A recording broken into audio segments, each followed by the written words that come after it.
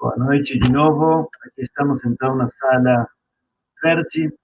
Eu tenho o enorme prazer, enorme honra de apresentar a vocês três novos amigos e colegas meus, mas não por isso estão aqui. Eles estão aqui pelo mérito de uma trajetória maravilhosa, cada um deles. Temos uma especialista brasileira em filosofia judaica medieval, uma mulher não judia, Cecília Cavaleiro de Macedo, que está aqui conosco, e ela conduz a única cátedra de filosofia judaica medieval do Brasil. Eu diria, Cecília, que é uma das poucas cátedras dessa temática no mundo, e a conduz com muita maestria e com uma liderança também maravilhosa. Junto com ela, nesta mesa, estarão os colegas dela do grupo NUR de pesquisa, Jamil Skandar,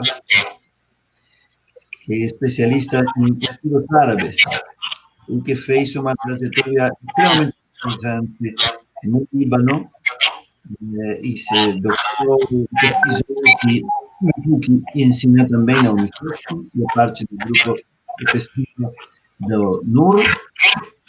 Luiz Pontes Teixeira, que tem a virtude da, eu diria, da multidisciplinaridade, porque ele é um psicólogo formado em psicologia, que exerce a psicologia, certo, Luiz? E junto com isso, estudou depois o mestrado, o doutorado em filosofia, com especialidade em filosofias do extremo oriente. Se a Cecília e Jamil se concentraram no Oriente Médio, ele no Extremo Oriente, em filosofias da China e do Japão, e os três aceitaram gentilmente o convite de serem justamente a grande diversidade deste tipo. Cecília menos, na verdade, este é um tipo de estudos judaicos, mas uma especialidade diferenciada no sentido de que vem estritamente da academia. Enquanto que as outras pessoas, temos uma pessoa que acabou de ensinar algo sobre um pensador ultramoderno, e ele é um cientista político, então vem da academia, mas não dessa academia. E todos os outros estudos judaicos que ouvimos essa noite e que ouviremos ainda vêm de rabinos, especialistas nisso, que vem de uma visão mais tradicional, de algum modo, apesar de estarmos num contexto liberal. Então, os três são realmente a grande diversidade, e eu me complaço e me honro muito em poder apresentá-los a vocês. Obviamente, quem vai falar de médicos árabes para lidar com a pandemia está trazendo algo completamente de outro contexto, e o Extremo Oriente é sempre um mistério atraente.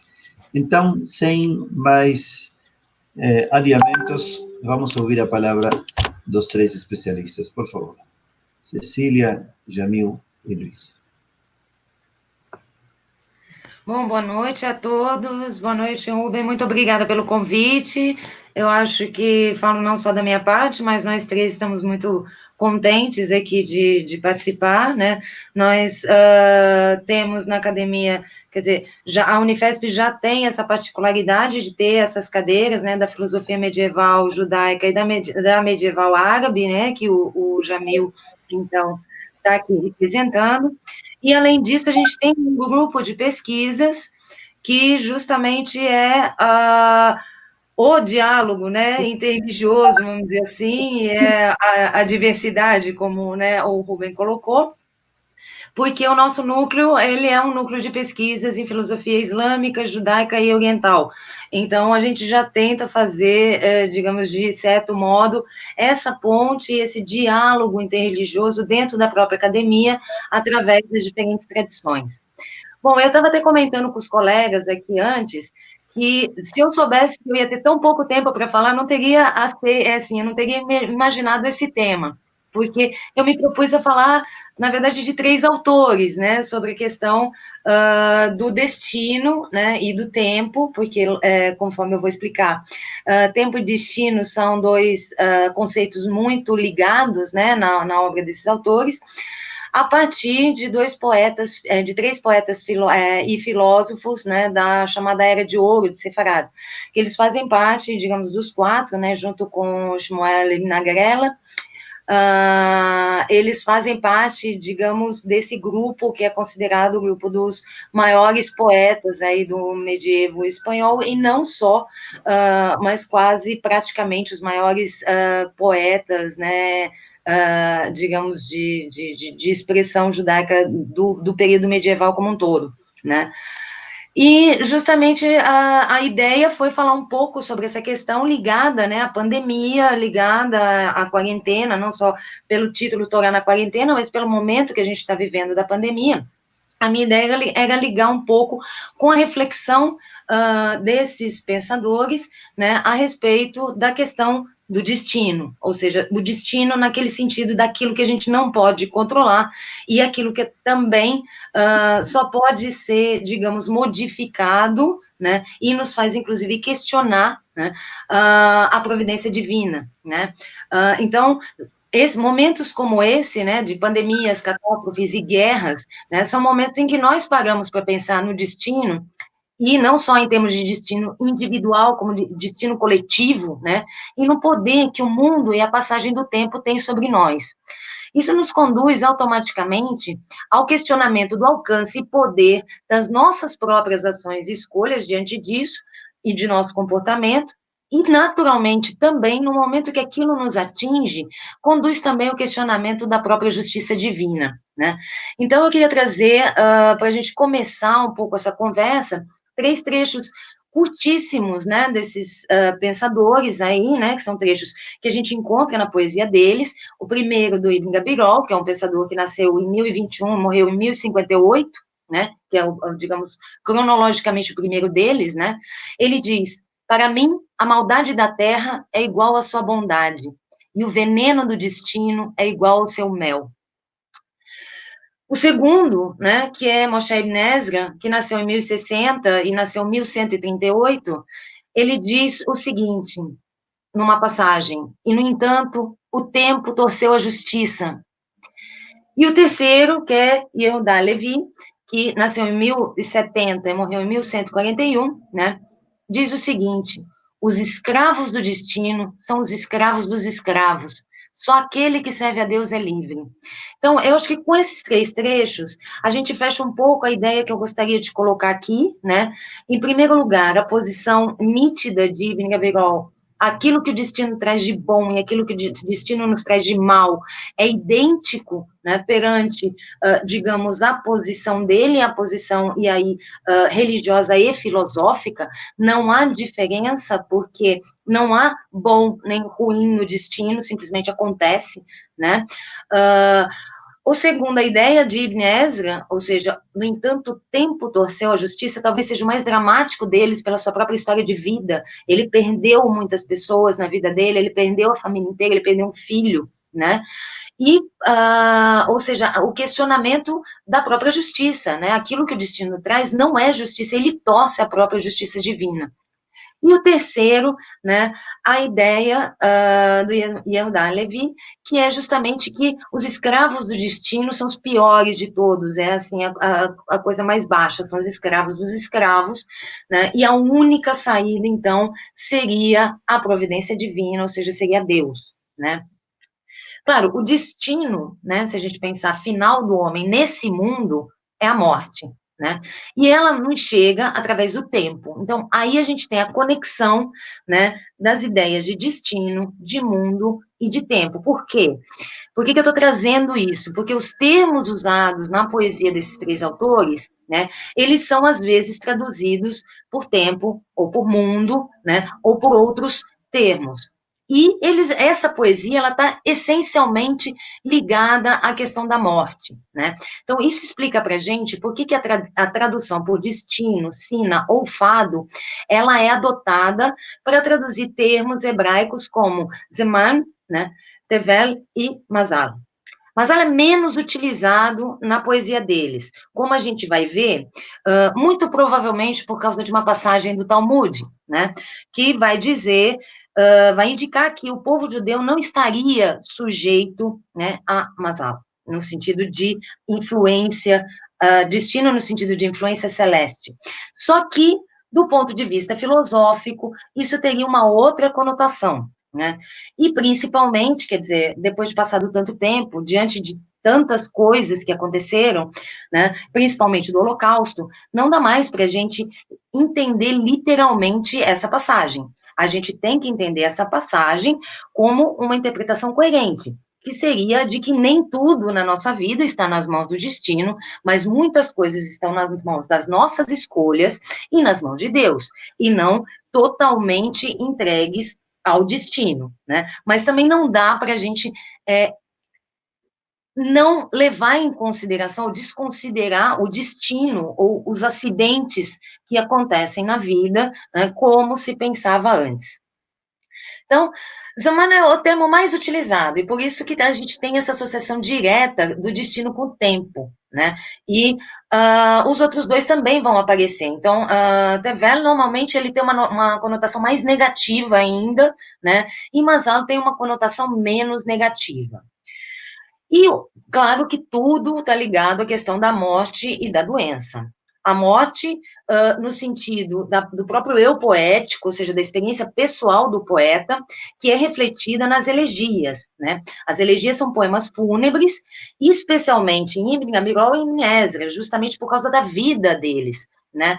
Ibn Gabirol perdeu o pai muito cedo, por isso ele viveu, ele era muito pobre, né? Ele teve muito problema com se sustentar, ele era poeta de profissão, né? E ele perdeu depois o mecenas e melhor amigo dele, né?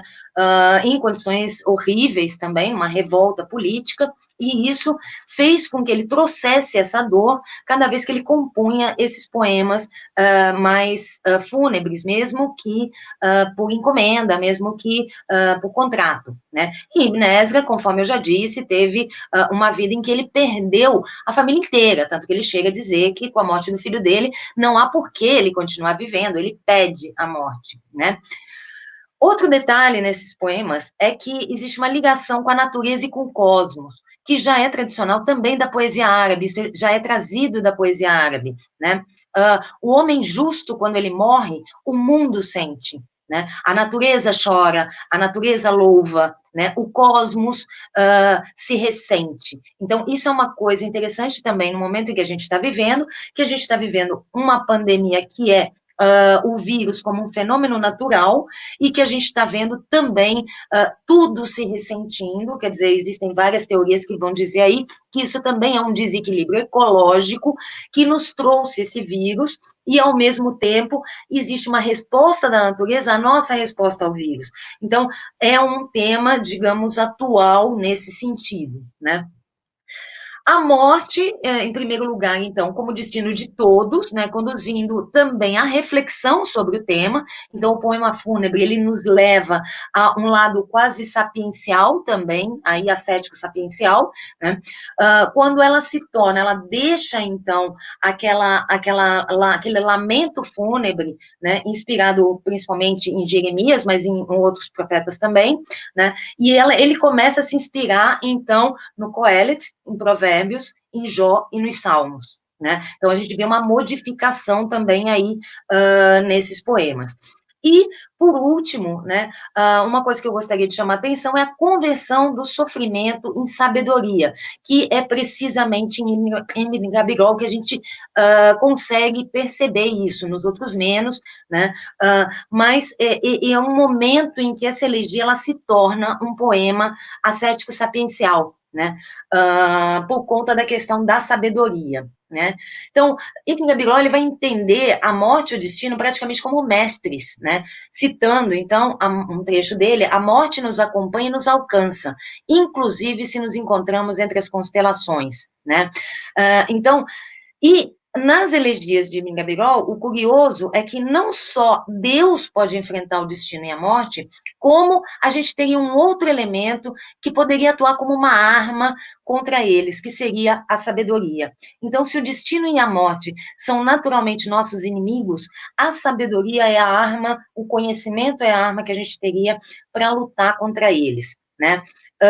E nesse poeta também, o tema da imortalidade da alma frente à desaparição do corpo, ele assume muito destaque que nos outros poetas não, né?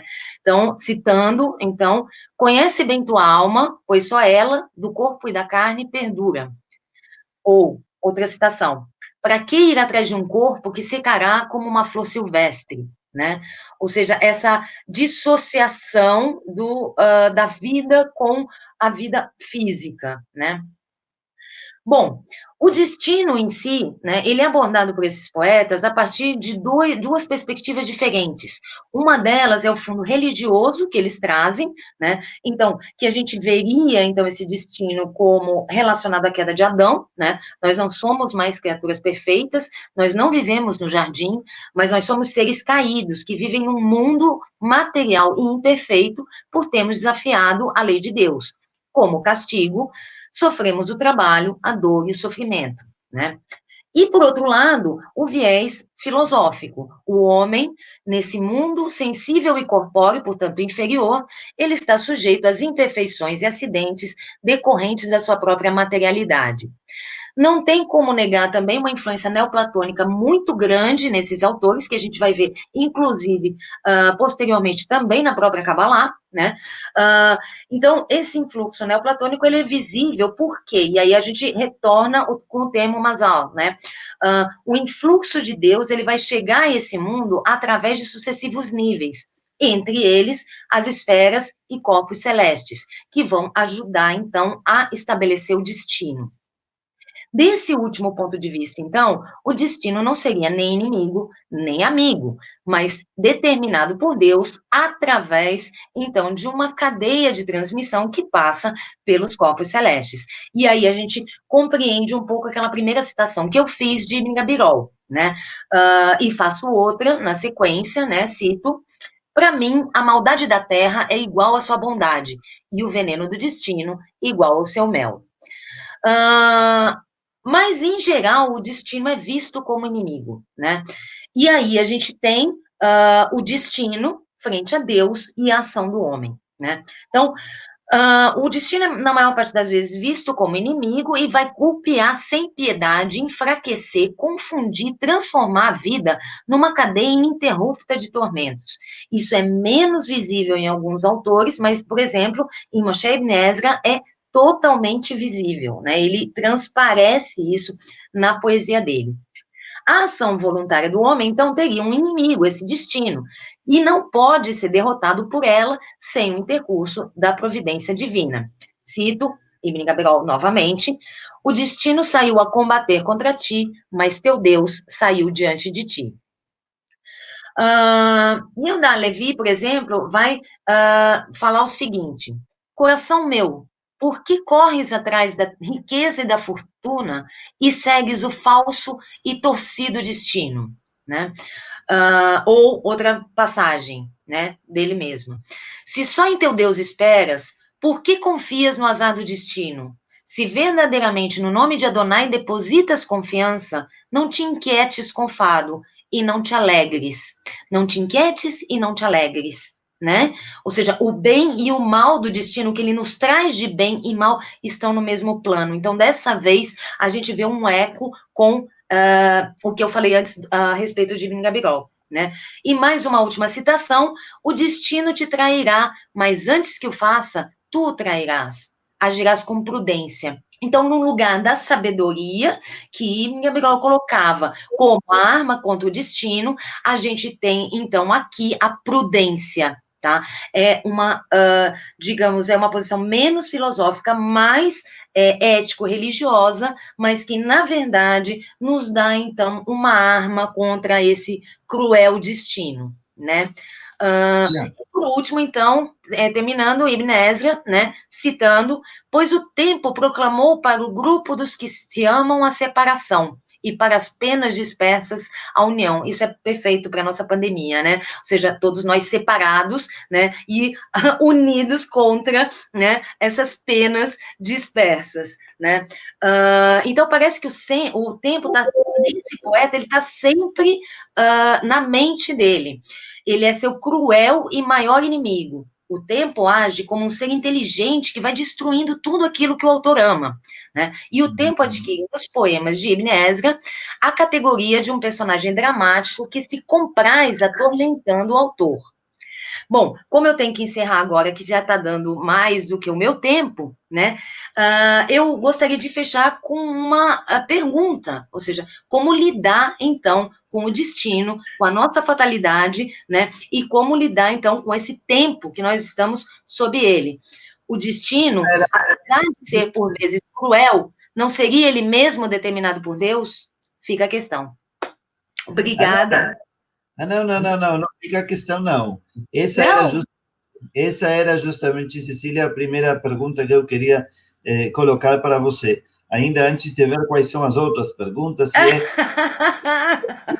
a pesquisa, eu entendo que a pesquisa nem sempre vai buscar soluções, é mais descritiva. Mas mesmo assim, talvez você tenha alguma conclusão, seja pessoal ou seja acadêmica. Mas se entendo que o modelo que foi realmente parabéns, porque em muito pouco tempo conseguiu nos trazer 3 modelos, mostrar as diferenças e as semelhanças e nos deixar enormes desafios. Se entendi bem, então, basicamente se trata de 3 poetas que, com suas particularidades, o que estão nos dizendo é que existe uma força alheia, que não é Deus, que se chama destino. Exato. E ele tem conotações que poderiam ser boas e menos boas, mas para o poeta lido filosoficamente é neutro. O bem e o mal tanto faz. E tanto faz, não sabemos muito bem porquê, mas está Deus lá, e Deus é o caminho para se contrapor, para lutar contra esse destino. É isso, basicamente. Sim, basicamente isso, quer dizer, claro, o Deus seria aquele que pode mudar o destino, né? Então, Deus, ele pode redeterminar o destino através da providência, mas a gente tem dois aliados, vamos dizer assim, né? Que a gente teria, em Ibn Gabirol, a gente teria a sabedoria e o conhecimento, né? Como um aliado contra o sofrimento, não o destino em si, mas o sofrimento que o destino causa, né? Ou seja, a sabedoria é a ferramenta para lidar com o sofrimento. Para lidar com o destino, sim, é uma arma que nós temos. Mas você tem mais ferramentas, acaba tendo uma estrutura mais robusta, talvez psíquica, por ter conhecimento. Exato, não só psíquica, como assim até mesmo de segurança, que o que acontece nesse mundo não é tão importante, né? E a Levi, perdão, a Levi vem com a prudência, né? Então vamos lá, use máscara, fique em casa, né? Ou seja, ele entra, então, com esse elemento da prudência em relação ao destino, por quê? Porque se o destino, ele é, digamos, uma força que não é, apesar de poder ser modificada por Deus, não é uma coisa controlada diretamente por Deus, ele é praticamente um acidente da matéria desse mundo decaído, vamos dizer, no qual nós vivemos, né? A arma contra o destino, então, também é a prudência, né? Ou seja, você imaginar e já prever que algo possa acontecer, então, portanto, você se precaver em relação a isso.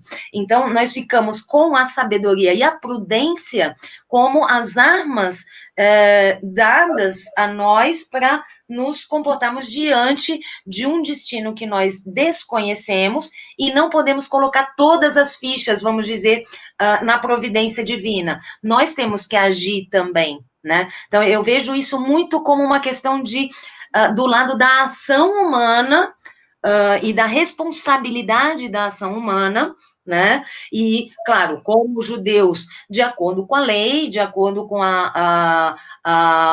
os ensinamentos, as escrituras, etc., mas aprender com aquilo e se precaver contra algo que em si não é bom nem mal, mas é algo que pode me fazer mal, é algo que pode me atingir. Perfeito. Tá, ficou claro. Muito obrigado por isso de algum modo se vincula também com seu próprio percurso, Cecília, porque Cecília é professora de filosofia judaica medieval, mas ela começou sua trajetória estudando ciência política. Então, de algum modo, essa mistura que propõe eles de se trabalhar junto com Deus, ou seja, com a sabedoria e ao mesmo tempo ser pragmático, ser prudente, teria a ver com o pensamento político. Sim, claro. Sabe? Muito bem, obrigado por essa primeira parte. Voltaremos a Cecília depois, se houver perguntas direcionadas, e vamos introduzir ao querido Jamil, que ele vem todo ele da filosofia, em diversos lugares foi estudando filosofia árabe, e vai nos falar, então, estudou na PUC do Paraná e na PUC de São Paulo o mestrado, e depois continuou pela região de Campinas, onde hoje também é professor titular. E ele vai nos explicar sobre os médicos árabes diante destes desafios.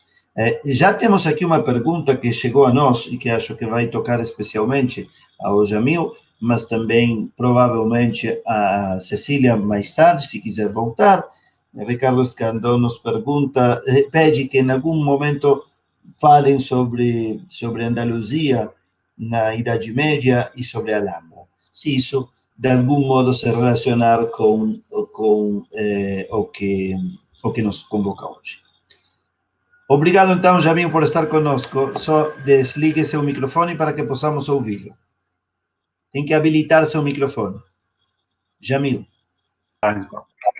Boa noite, então, a todos. E eu agradeço muitíssimo o seu convite, Rabino Ruben. E realmente lá na Unifesp nós temos duas cadeiras que são as únicas no Brasil: filosofia medieval árabe e filosofia medieval judaica. Bom, o que tem a ver a medicina árabe medieval, especificamente medieval, com isolamento social?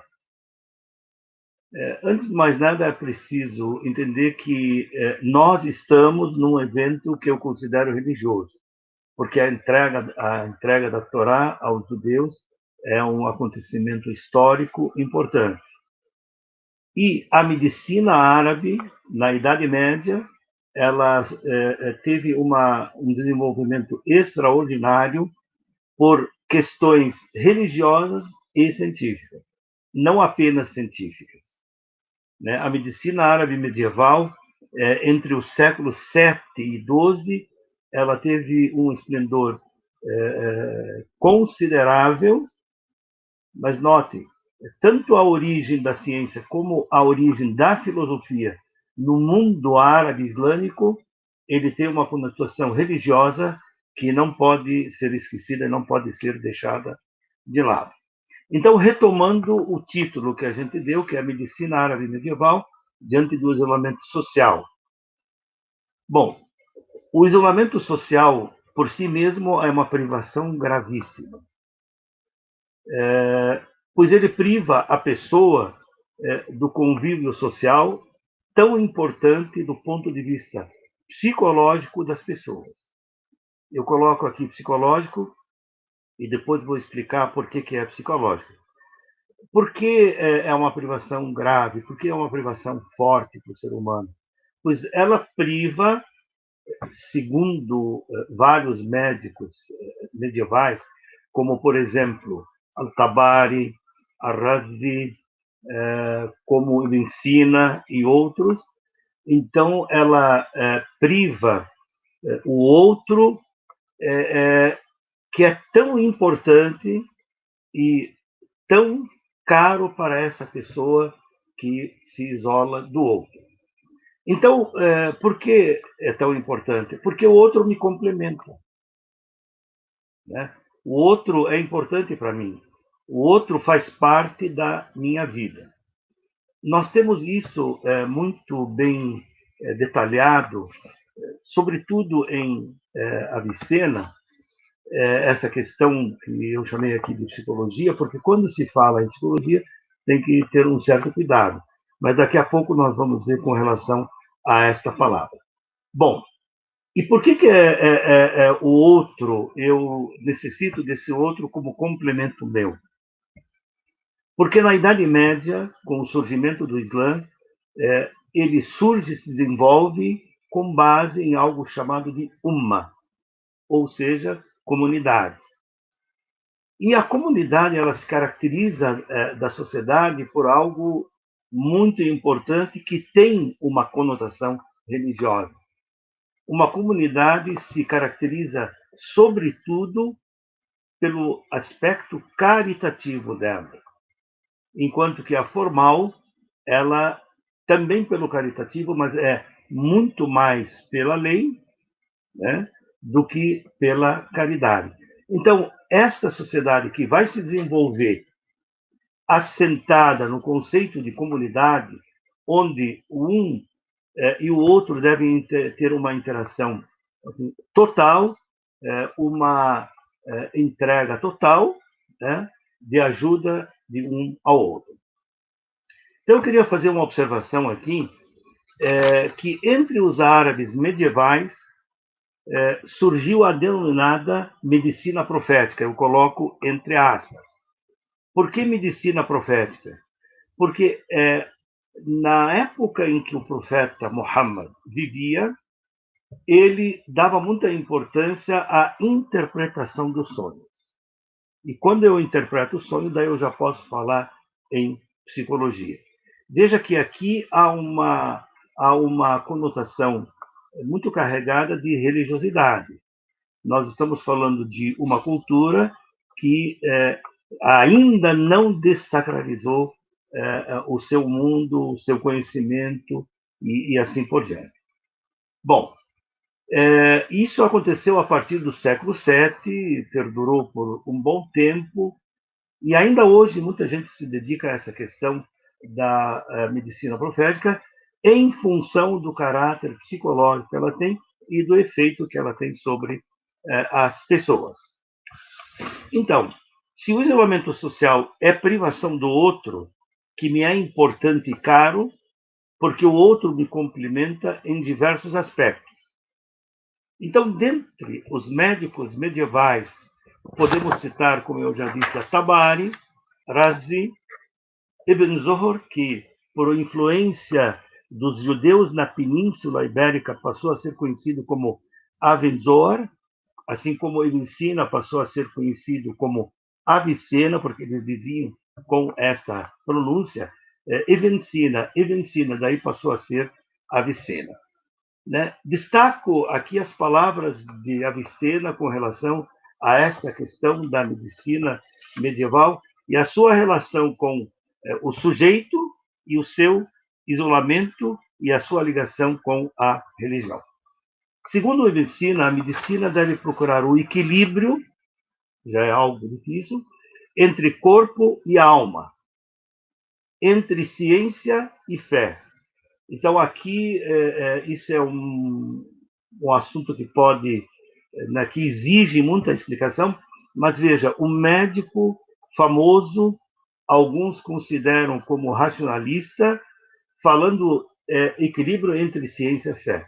Isso é importante, na minha opinião, para o ser humano, porque as duas elas se complementam e, segundo alguns filósofos medievais árabes e não árabes, não há muita distinção entre as coisas que a fé procura e as coisas que o conhecimento formal procura.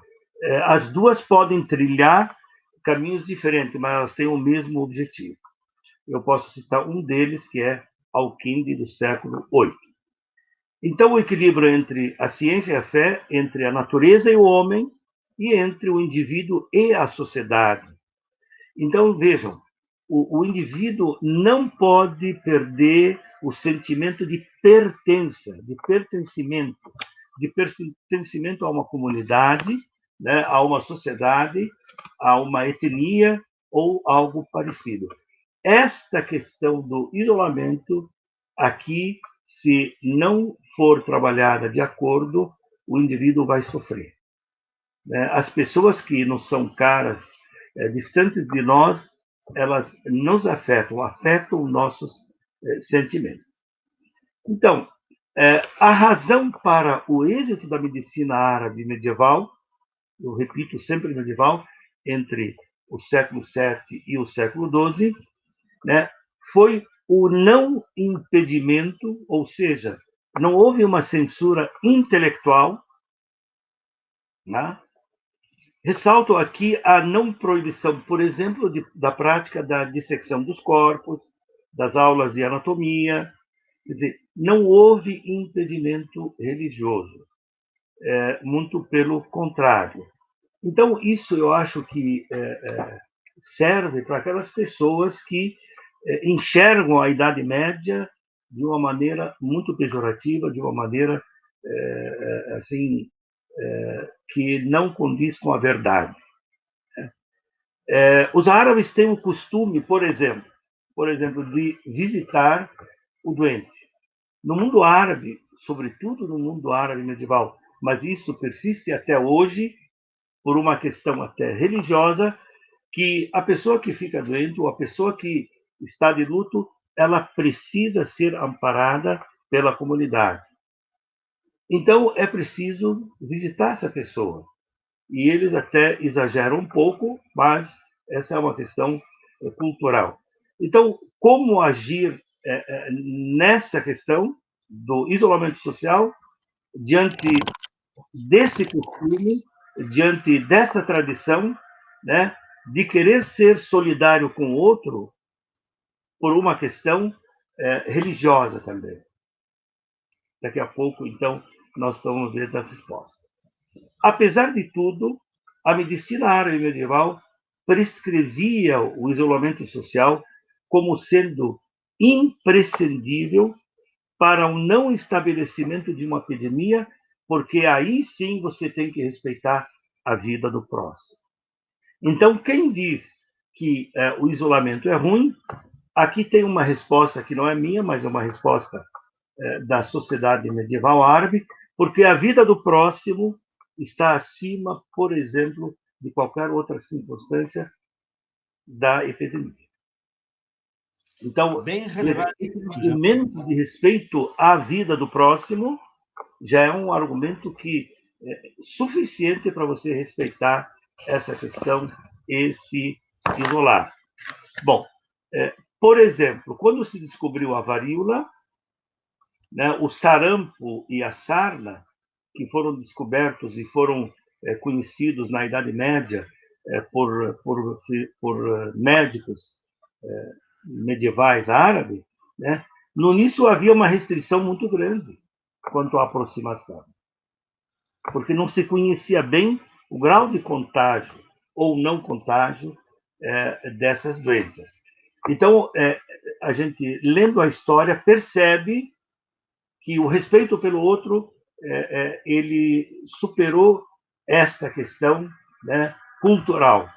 O respeito pelo outro superou esse costume cultural. Bom, quando necessário, tanto do ponto de vista religioso e médico, o isolamento deve ser cumprido. Evidentemente que em 20 minutos a gente não pode entrar em detalhes, mas isto está nos médicos árabes medievais muito explícito, sobretudo no cânon de medicina de Avicena, em árabe, Al-Qanun fi At-Tob. Ele tem certos momentos, me parece no terceiro ou no quarto volume, ele deixa bem clara essa questão, que se você preza a vida do outro, então você tem que cumprir esse isolamento. E antes era um isolamento severo, porque não se conhecia, como hoje nós temos também essa questão, nós não conhecemos bem ainda como se comporta, vai se comportar esse vírus. Portanto, do ponto de vista médico, por ponto de vista médico da medieval, e do ponto de vista religioso, o isolamento neste caso, não é uma agressão ao outro, né? Então, e sim uma salvação para o outro. E se me permite só um minuto. Não, eu queria formular uma pergunta sobre justamente em relação ao que você disse agora. Ou seja, justamente o contrário, o isolamento é para cuidar do outro, é uma forma de responsabilidade social, mútua, né? Não é uma agressão ao outro, sino que é um cuidado com o outro, e é isso que coloca o isolamento, então, nesse caso, da prevenção de uma pandemia ou de uma epidemia, o coloca acima de qualquer outro dano que poderia surgir em relação ao isolamento, certo? Certíssimo. Porque, veja, neste caso é a vida que está em jogo. Então, claro. O respeito pelo outro, pela vida do outro, nesse caso, é o se que torna é o máximo nível de respeito, de precaução, lógico, né, pelo outro. Então, deve ser cumprido. Deve ser claro. cumprido. Se você, por exemplo, gosta da tua religião ou não gosta, ou não tem religião, se você gosta da ciência, tanto um caminho como o outro vai te dizer, não, você precisa respeitar a vida. Muito bem. E que não. não valora a vida e o respeito pela vida do próximo é onde os dois caminhos, seja o científico, seja o religioso, confluem, se encontram. Nesse caso, completamente. Nesse Claro caso, eles concordam 100%. Muito bem. Ninguém pode mais dizer... para encerrar a ideia, porque precisamos passar às filosofias do Extremo Oriente. Certo.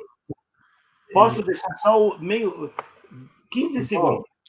Eu queria dizer que esta questão, para quem quiser ir adiante e ler, um judeu, um viajeiro, pelo menos muito conhecido na época do domínio árabe na Península Ibérica, chamado Benjamim de Tudela, deixou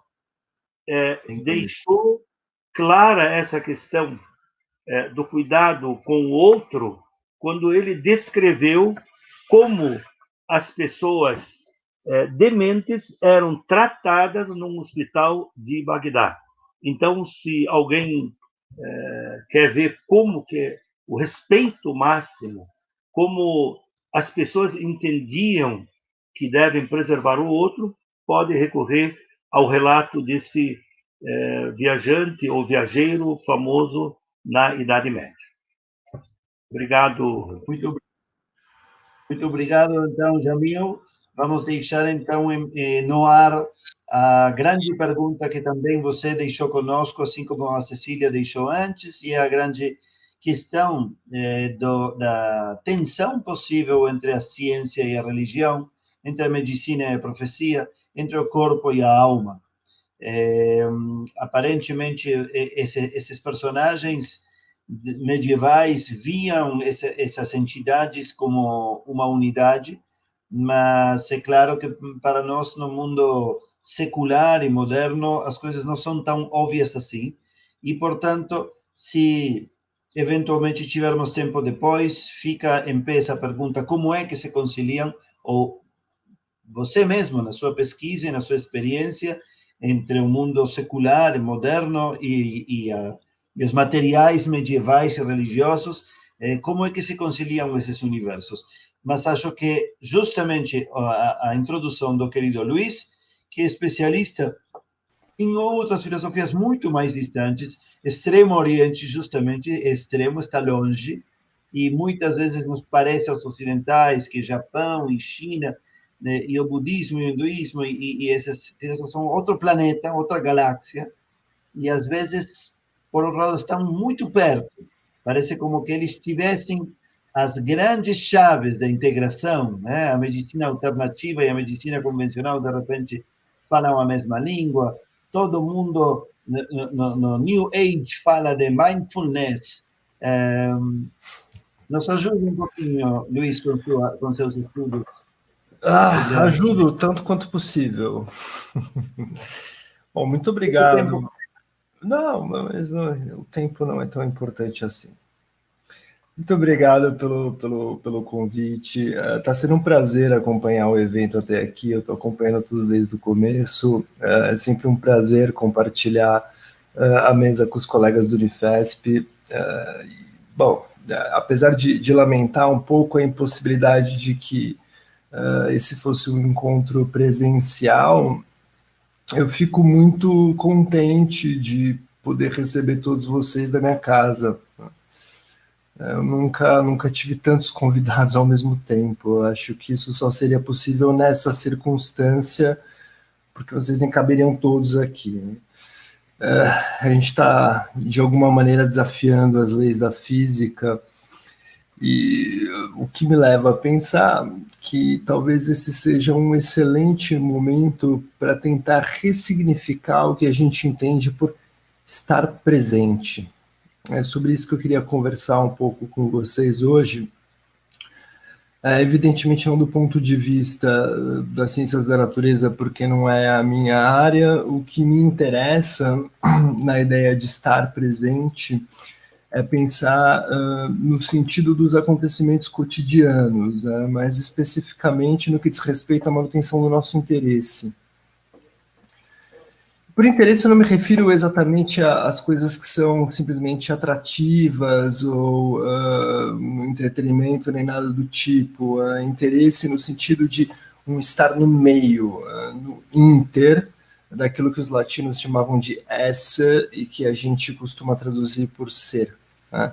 Nesse sentido, o interessado é aquele que se ocupa das coisas como elas são, de fato. Né? Em última instância, isso implica administrar nossa capacidade de engajamento em uma determinada tarefa, seja ela qual for, sem perder de vista o que ela é. Um outro termo para isso é manter o foco. Achei que seria interessante trazer esse tema hoje, porque me parece coerente com a proposta de uma virada de estudos, madrugada dentro, principalmente nas nossas circunstâncias. Para estudar, a gente precisa de um bocado de foco. E se isso já é difícil em situações regulares, atualmente a coisa fica ainda mais complicada. Só para vocês terem uma rápida noção, um grupo de pesquisadores britânicos publicou, não muito tempo atrás, uma revisão de literatura de mais de 3.000 artigos sobre os efeitos psicológicos de ficar em quarentena, ainda que por períodos muito breves de tempo. E o que eles descobriram foi que a dificuldade de manter o foco, de manter a concentração e a atenção é uma das queixas mais frequentes, é claro, acompanhada de níveis altos de ansiedade, de irritabilidade, entre outras coisas. Essa ansiedade que perturba muito, ela tem a ver justamente com essa dificuldade da gente se concentrar, da gente conseguir engrenar a nossa rotina. E foi pensando nisso que eu decidi trazer para vocês algumas contribuições do Extremo Oriente, especificamente do budismo Zen. Eu não sou um adepto do Zen. O que me interessa no Zen, na verdade, é a mesma coisa que me interessa em quase toda a cultura radicalmente diferente da nossa, que é pensar um pouco fora da caixa, pensar um pouco fora da nossa lógica mais costumeira, que me parece justificadíssimo, porque se tem uma coisa que a gente está enfrentando agora, é uma sucessão de eventos que escapam completamente à lógica com a qual a gente estava acostumado. E eu tenho visto muita gente se queixar de dificuldade de manter a concentração, eu tenho visto muita gente se queixar de uma ansiedade muito grande, e o budismo ele traz algumas lições muito legais para a gente nesse sentido. A gente só precisa ter um pouco de cuidado, porque, bom, falou-se de mindfulness, um budismo New Age, de fato, sempre que a gente se aproxima de uma cultura muito diferente, a gente corre o risco de fazer algumas interpretações que não têm muito a ver com a coisa. O budismo sofreu muito com isso, nos dois sentidos, tanto por um lado ele foi simplificado, sofreu um reducionismo, virou uma caricatura, frases de efeito, clichês de autoajuda, como também teve um movimento inverso, né? Ele foi mistificado como uma coisa transcendental, uma dualidade entre o mundo espiritual e um mundo material, que não tem nada a ver com o budismo. Isso é uma coisa nossa. Questão que eu acho que talvez seja interessante para nós é entender que, por exemplo, as práticas de meditação, elas são práticas que têm a ver com se manter atento e presente no momento. Eu gosto muito de uma série de instruções que um mestre zen chamado Dogen, que viveu mais ou menos no século XIII, no começo do século XIII, dá a respeito das práticas de meditação. Ele explica que é preciso manter o local adequado, organizado, limpo, bem iluminado, não importa se é dia ou se é noite. É preciso que ele seja quente no inverno e frio no verão. Existe uma postura correta para se meditar, a postura da lótus, com o pé esquerdo em cima da perna direita, o pé direito em cima da perna esquerda, coluna sempre ereta, olhos semicerrados, uma série de instruções que mostram para a gente que é uma prática que dá um pouco de trabalho e que a gente precisa estar muito atento no que a gente faz. Ele dá outros exemplos também, ele fala da arte do Tenzo, que é o cozinheiro do monastério, e como é importante preparar os ingredientes, lavar bem os ingredientes e coisas do tipo. Para vocês terem uma noção da importância disso e do quão pertinentes são essas reflexões, pensem, por exemplo, o que é cozinhar com a pia cheia de louça suja para lavar. Geralmente não dá certo, né? Talvez um estudante que mora em uma república cheia de jovens, tudo bem, ele vai lá com a pia toda entulhada, pega a panela mais ou menos limpa e faz um miojo. Mas, em geral, quem gosta de cozinhar precisa de uma cozinha arrumada e organizada. E a mesma coisa para todas as nossas tarefas, né? Um exemplo bastante simples, lavar as mãos. A gente não lavava as mãos direito, e não porque a gente não soubesse lavar as mãos direito, a gente simplesmente não atentava para isso, né? E agora, diante dessa nossa situação, a gente tem que estar sempre atento, sempre lavando as mãos com muito cuidado. A ideia que o Zen traz para a gente é essa ideia de fazer todas as tarefas com cuidado. Acho que isso que é o mais legal. Então, levantar da cama com cuidado. Tem um jeito certo de levantar da cama, né? Você vira de lado, se apoia com o braço, fica sentado e se levanta. Isso poupa a sua coluna de uma série de traumas que você só vai descobrir depois, né? Se você, quando acorda, ao invés de se levantar corretamente, de prestar atenção no que está fazendo, pega o celular, começa a ver todas as mensagens que chegaram, escuta, você vai prestar atenção em qualquer coisa, menos em levantar. Vai levantar de qualquer jeito e as consequências disso não vão ser muito legais, né? E o mais importante é que se a gente consegue levar a nossa rotina dessa maneira, prestando atenção no que a gente está fazendo, a gente vai perceber que a grande lição mesmo é que o importante está no agora, né? Muita gente está se preocupando com como vai ser a vida depois da quarentena. Vou retomar a vida depois da quarentena. Escuta, ninguém parou de viver, é uma vida diferente.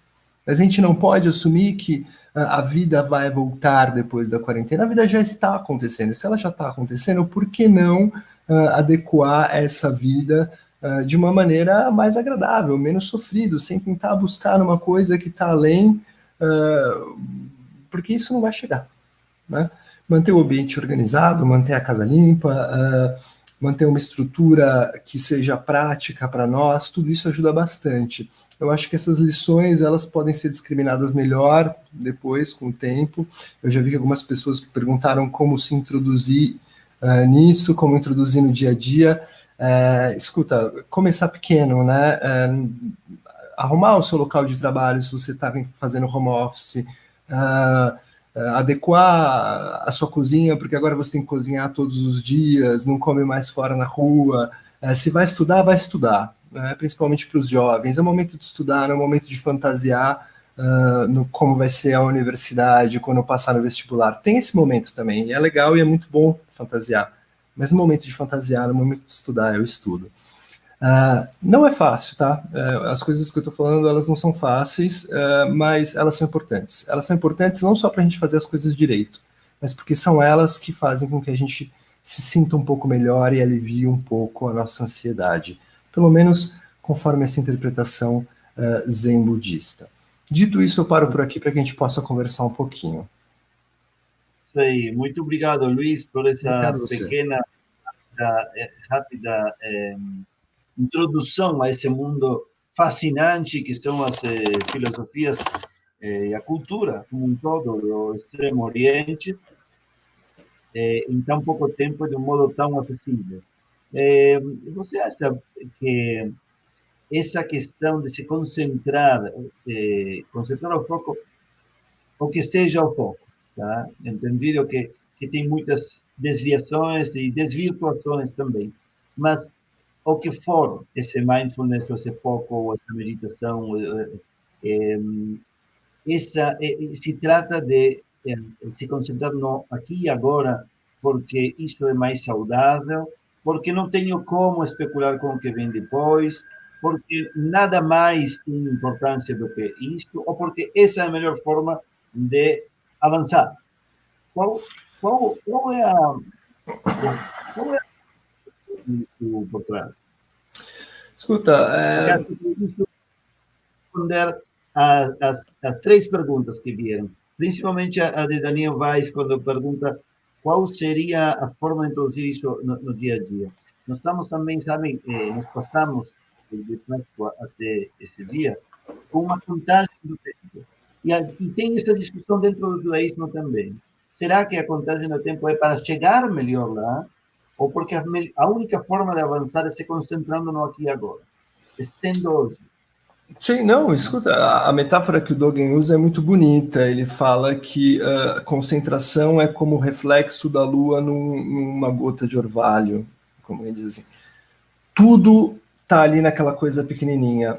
Não é só uma questão de avançar ou de fazer as coisas direito. A questão é que a gente tem uma cultura desatenta mesmo. A gente tem uma tradição metafísica que diz que tudo de bom vai vir depois. Só que tenta, por exemplo, eu vou insistir com o exemplo da cozinha, que é o que mais me atormenta, não sei vocês, mas manter a cozinha em ordem em quarentena tá complicado. Tenta cozinhar pensando em qualquer outra coisa, pensando nas contas para pagar, na palestra que você vai dar. Não vai ficar boa a comida. Não vai. E você não vai gostar de comer aquilo. E você vai comer aquilo, não vai ser uma boa experiência. Quer dizer, vai ser uma sucessão de eventos ruins. Então, no fundo, manter o foco é uma questão de você curtir a vida na vida. E não alguma coisa que vai vir depois. É fazer da sua vida algo interessante nela mesma. Como introduzir na tarefa cotidiana mesmo, é no exercício. Talvez seja essa também parte da resposta ao que ficou, de algum modo, pendente no falado antes com o amigo e indiretamente com a Cecília também. Talvez sirva isto último que falou, Luiz, como uma ponte à nossa finalização. Sim.